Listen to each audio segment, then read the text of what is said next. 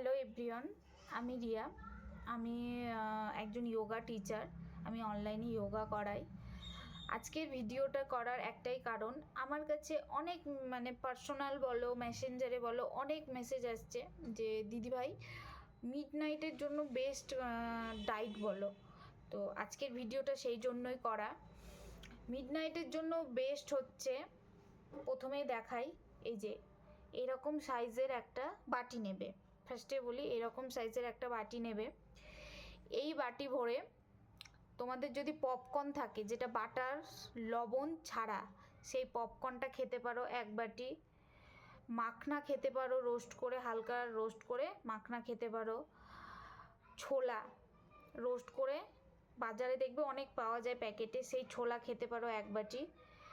তারপর green tea, black coffee, এইসবও খেতে পারো, তো তোমাদের পছন্দের। এটা একদম হেলদি, এটা তোমাদের ডায়েটের কোনো রকম কিছু সমস্যা হবে না, একদম গুড। তো তোমরা এটা খেতে পারো।